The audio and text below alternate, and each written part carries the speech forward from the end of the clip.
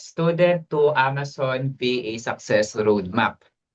Na-notice nyo, and I think si Mami Lee hindi to nakapag-attend ng webinar pero si Alan nakapag-attend to eh. Na-notice nyo kung saan ko talaga kayo una minimit and talagang doon pa lang sa webinar. So dito muna talaga tayo sa webinar kasi as much as possible, ayaw ko yung nag-enroll kayo sa course namin na wala kayong clear na informations. Ayoko na nakaka-hype lang kayo. So that's the reason why I always encourage everyone na wait lang, attend muna kayo ng webinar. Not Opo. unless yung mga nag-upskill. Kasi yung mga nag-upskill, talagang residido na yon. Pero sa mga beginners, please lang, wag magpapadala lang sa hypes. You have to understand. Again, at the end of the day, it's pera. Lahat yan pinaghirapan natin, no? Yun. So, kaya talaga tayo nandito yung first step. As first natin is yung webinar. Tapos, pero hindi to siya kasama sa stage natin. Ang kinount ko lang sa stage natin ay yung ito. Kasi ko-cover to during the webinar. Halagang pinaglaanan ko to ng oras kanina. Yeah, Nag obvious naman. Oo. Nagpagtingin ka.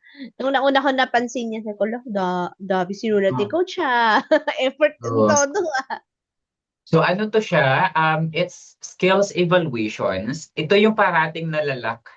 One thing that I've noticed kasi sa mga nagsiswitch ng career, sa mga nagta-transition, and even sa nag-upskill, minsan na-overlook nila to. Hindi nila alam na ito dapat yung pinakauna nilang dinidetermine. Is kung saan na ba talaga sila? Anong skills yung mayroon sila? Anong current na capacity na mayroon sila? Kasi kung hindi mo yan ma-understand sa sarili mo, mas hindi mo alam kung saan ka pupunta. Tama? Parang Yes po. feeling mo ang kulang-kulang mo pa rin. Pero without knowing na, ay, kaya ko na pala to. Yun. So, hindi lahat. So, may dalawa tayo parating hinahanap. Nandun yung ating soft skills and the technical skills. So, dito sa soft skills, again, yung makikita nyo dito, this is just, hindi siya naka-cover ng buong industry or sa other industry, pero at some point, it's a core skills na most of the time ay hinahanap. Tama? Yun. So dito, mayroon tayo ditong soft skills, communication skills. Nandyan. So kailangan mo siyang i-grading system yung sarili mo. At the end of the day, ikaw lang makakaintindi, ikaw lang nakakaalam kung ano yung kakayahan mo. Tama, Alan and Mami? No. Yes po. Yun. Kasi kahit anong sabihin natin or kahit anong advices ang sabihin natin sa mga kapwa natin, hindi tayo pare-pareho ng understanding. Diba? So, mayroon tayo ditong communication skills. As much as possible, sa communication skills, dapat ano to siya, conversational. Yun talaga yung pinopromote talaga natin. Conversational. We're not saying na dapat fluent or dapat ay kailangan ano talaga kayo, mamaro talaga kayo, grammar kung grammarly. No? At the end of the day, kailangan nyo lang magkaintindihan ng mga clients. Kasi inaano natin, ini-encourage natin na maging conversational yung communication skills kasi para at least malaking tulong kasi siya to build relationship with the client. Especially yung mga rapport-rapport na yan, yung makapag-connect kayo sa kanila na hindi lang yung parang robotic na hi, good morning, hello, good night, yung ganon. Minsan may mga clients na gusto nila makipag-usap. Yung mga ganong eksena. Minsan nga, nag-tutor around the world kami. May isa akong client last time. Nasa meeting lang kami. Bayad ako during the meeting, pero nag-Google Map kaming dalawa. Tinutor ko siya dito sa Pilipinas. Yun. Okay? Ngayon, meron din tayo ditong teamwork and collaborations. Ayan. Tapos, meron din tayong adaptability and learning ability ba to? Agility. Ayan. Tapos, problem solving and critical thinking. Kailangan talaga to. Ito yung nami-miss minsan ng iba na I think one of the reason kasi minsan na nami-miss ng iba yung mga tinatawag nating soft skills or technical skills is that hindi kasi siguro sila fully aware sa definition. No, yung parang ano ba siya? Para saan ba siya? Kasi sinasabi natin dito yung problem solving na to, yung critical thinking. My God, lahat ng tao is may ganito. Lahat tayo may ganito. Ano na natin to? Ang tawag natin to siya, may kumbaga, bored na tayo ng ganito. May ganito na tayong skills. Ang tanong na lang dyan ngayon is paano mo siya naintindihan at paano kalalim mo siya nagagamit. Kasi for example, pag magpumasok ka lang sa umaga, minsan, or sa bahay nyo, ibigay natin na sample yung sa bahay nyo. Di ba? Sometimes may mga problems dyan. Gumagana na yan, yung mga problem solving skills nyo, critical thinking. Gumagana yan. Hindi lang po yan siya gumagana sa work na setup, gumagana siya sa day-to-day life natin. So yun yung mga dapat maintindihan ng ating mga aspiring na, wait lang, mayroon ka na nito. You just need to understand yung level niyan. Paano ba siya ginagamit sa personal mo na setup and sa corporate or sa professional mo na setup. Yun. Time management and organization or organization. Napaka-importante ito, especially sa atin, no? Yung time management na yan, being organized. Napaka-importante ito sa atin as VA. Kasi, sabi nga natin, we paid per hour and we can do multiple clients. We are not promoting na talagang magdami-dami kayo ng clients, but it's really important na alam nyo kung paano mag-manage ng time and mag-organize ng mga task. Kasi minsan, burn out lang naman tayo dahil minsan akala natin lahat ng mga task ay kailangan nating gawin. Without knowing na, ay, ganito lang pala ang una kong dapat gagawin, and so on and so forth. Ano yung priority ko for today? Ano lang kailangan ko tapusin? Di ba? And minsan, sapaw-sapaw yung mga clients call. Nangyari yan sa akin. Kasi masyado akong inopen yung sarili ko sa kanila. Pero, dumating yung oras na sobrang napagod ako, na burnout ako, so I set a limit. Wait lang, sinabi ko sa client na client, you know na may trabaho ako na iba, you know na may clients ako na iba, and I work by my, na plotted yung schedule ko. I will let you know, I will entertain you, I will give you my time pag sayo na ako nagtatrabaho. Nakikita ko yung mga messages nyo, pero expect delay ng response ko. Kasi wala ako ngayon sa focus sa inyo. Ganon. Ganon ko talaga sila kinakausap, yung mga client niya. Eh, work ethic and independence. Napaka-importante ito. Diba? Sabi nga nila, ikaw, Min, no? Parati ko tong naririnig sa iyo, Min. Si Mami kasi is manager din way back then. Mas maganda turuan or mas maganda katrabaho, yung walang attitude problem. Min, no? Ayun. Okay, tapos yung emotional. Sa atin dito, sobrang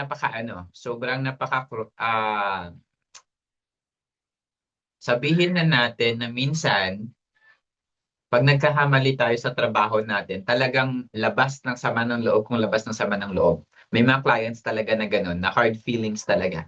So, please manage your emotions. Okay? Huwag masyadong ma-depress kung napapagalitan ng mga clients or kung tinanggal na kayo ng mga clients. It's part of the process. Okay? Task management. So ito yan siya, task management. Napaka-importante yan sa atin as VA or Amazon's VA. Okay. So pag pinifill upan nyo to, just be honest. At the end of the day, ikaw yung magbe-benefits nito, hindi yung mga ibang tao. Baka mamaya kasi pinifill upan nyo lang to just to show off na ito yung kakayahan ko. 'Di ba? So ngayon nag-lie ka na sa sarili mo. So just be honest sa sarili mo. The reason why na ginawa natin to for you to be well guided. And kung para at least malaman ng community natin or ako na ay saan pa ba ako po pwede tumulong? O saan ka pa ba mayroong gap na po pwede akong tumulong? Okay? So through this data, that's the only way for me to understand na ay okay, kailangan niya ng tulong dito. Sige. Sige nga, I'll try to do a one-on-one coaching. Yun. So nandito yan siya. So, pag finilapan nyo to, please be honest lang. 1 is the lowest and 5 is the highest. Makikita nyo yung final score nyo dito, kung ilan. Yung final score na yan, hindi po yan siya nag-aano ha. Again, this is just paano ba natin? Parameter lang. Okay? But hindi to nagde-define talaga sa kung sino ka or sa kung ano talaga yung kaya mo. Okay? So that's the reason why you have to answer this ng talagang honest sa sarili mo. Okay?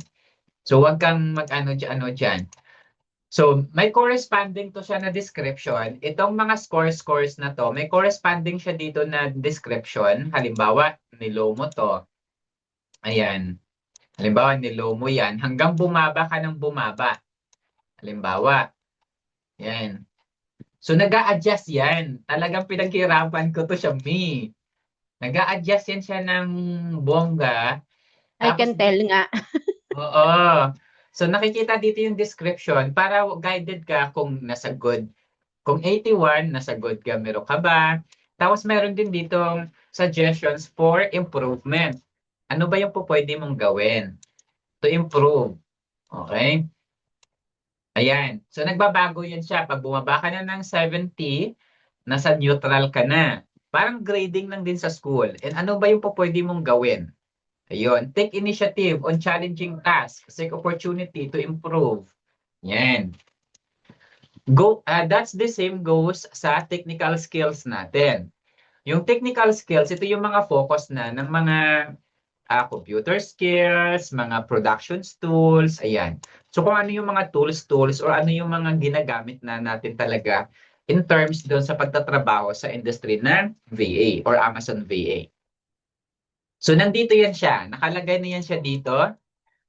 Igamay-gamayin nyo lang yan. Yung mga kinulay green ko, these are the tools na pwede nyo ma-access dito sa Seller R. Mayroon tayong mga tools na to. Okay? Some of the tools, nilagay ko lang yan dyan para at least may reference kayo. Hindi ko sinasabi na dapat lahat ng mga tools na yan ay pag-aralan nyo.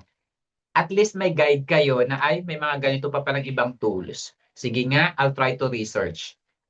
Pero yung mga nakakulay green na yan, meron tayo niyan. Okay? Tapos, dito sa side na to, nakalagay din yan dito, Mi. Okay, so yung unang stage dito sa stage 1, discovery, nakalagay dito, skills evaluations. So you have to understand your current skills performance, score. And then, gamit yung data na to, mapupunta ka dito sa career matching. Kasi ang dami kong nare-receive ng mga inquiries sa Facebook, they wanted to be Amazon VA but they don't understand na ang lawak pala ni Amazon VA. Amazon VA is just a general terms. Hindi po yan siya ibig sabihin na pag-aralan mo to lahat. You can choose what specific specialization or niche na tinatawag natin sa Amazon Virtual Assistant. Okay? Kaya feeling ko na overwhelm yung iba kasi parang generalize kasi parati nila when you see Amazon VA. Yes, Amazon VA ka, pero ano po yung focus mo? Yun. So hindi nyo po yun siya, po pwede kayong pumili. So nandito din po yan siya. Mas pinaano na natin to, mas kinategorize natin in a way na para mas mabilis or mas madali maintindihan ng lahat. Pero I'm not speaking sa ibang mga industry, ha? Kasi may mga ibang client, may mga ibang agencies, they are using different terms. Pero at the end of the day, nandito lang din naman yun. Halos pare-pareho lang din naman yung ginagawa ng mga yan. They are just using different terms. Okay? For example, yung iba sa account specialist, gumagamit yan sila ng catalog, ano to? Catalog specialist. Yun. Yung iba gumagamit ng ganyan. Ito naman yung iba sa account manager, gumagamit yan sila ng brand partners or brand strategies. Ganon. Yung mga terms na ginagamit ng iba. Okay? Dito, sa taas dito, ayan, ito yung tanong na kailangan mong sagutin. Am I ready to work as an Amazon VA? Nagbabago to na depende dito sa skill sets mo na nilagay dito. Okay? So dito yan siya. So, ang numbers dito at saka numbers dito, yun yung nagsasabi dito if ready ka na ba maging Amazon VA. Okay? Tapos kung ready ka na, kasi meron ka na dong soft skills, meron ka na rin somehow mga technical skills, pag ready ka na, ang next mong kailangan maintindihan or kailangan mong ma-match ay ano po yung ipagpupukusan ko.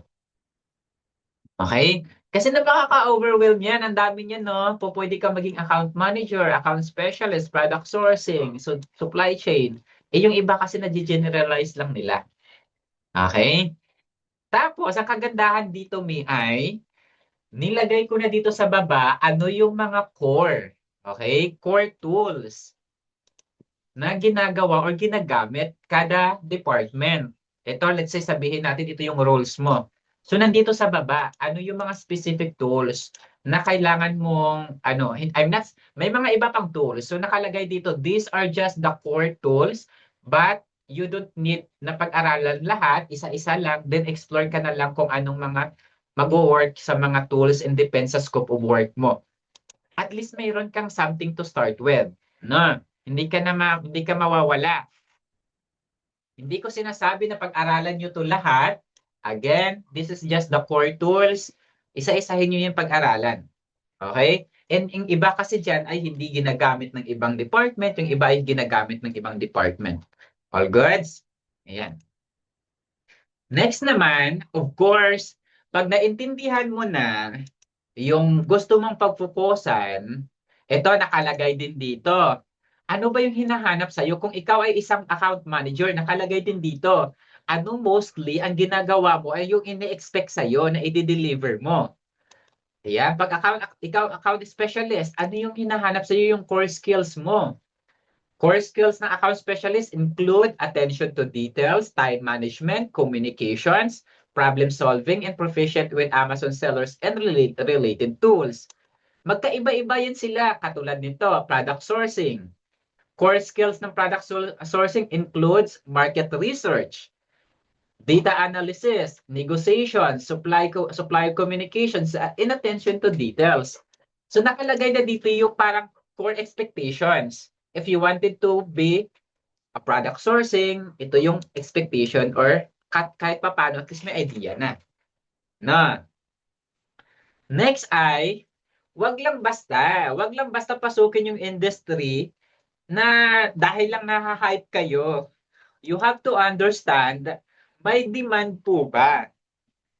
Okay? Huwag sayangin yung pera, huwag sayangin yung effort, huwag sayangin yung oras sa kakabayad ng mga courses or what so kung wala namang demand.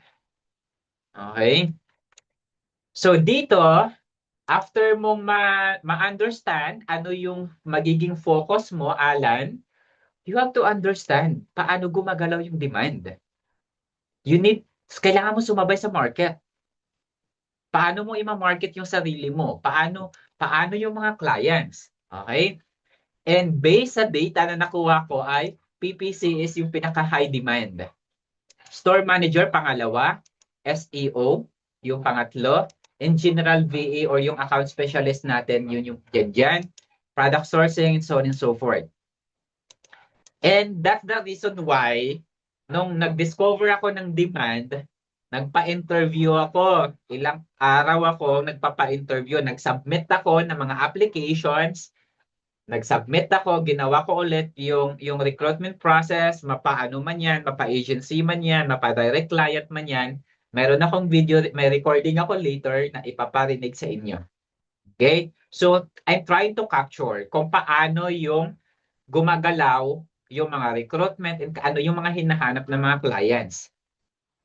So, ngayon, nakita mo na yung demand niya dito, nandito yung mga sample ng mga trabaho. And ano yung ine-expect nila. At least mayroon kayong basis, ay ito palang hinahanap nila. Ay ito yung kailangan ko pag-aralan. Hindi ibig sabihin na nag-aral ka na dito ay nagsa-stop na yung knowledge mo.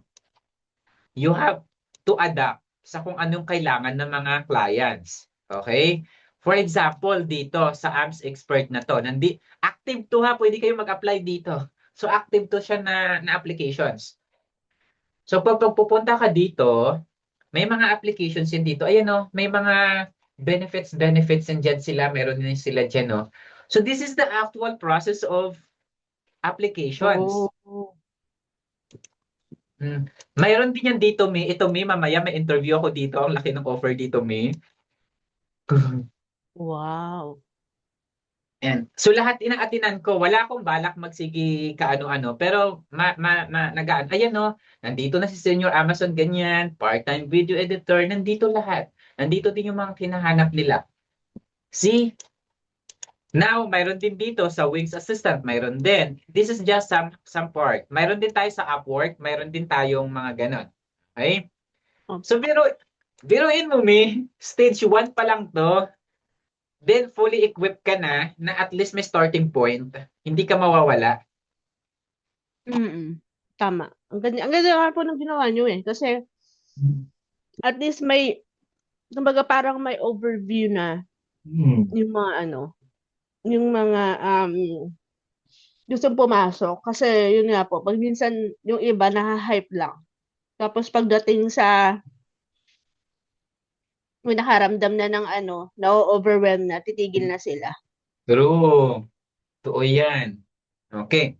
So ngayon, since na-understand na natin na mayroon ka ng skills, na-determine mo na kung ano yung specification or specialization na gusto mong gawin as Amazon VA, doon naman kami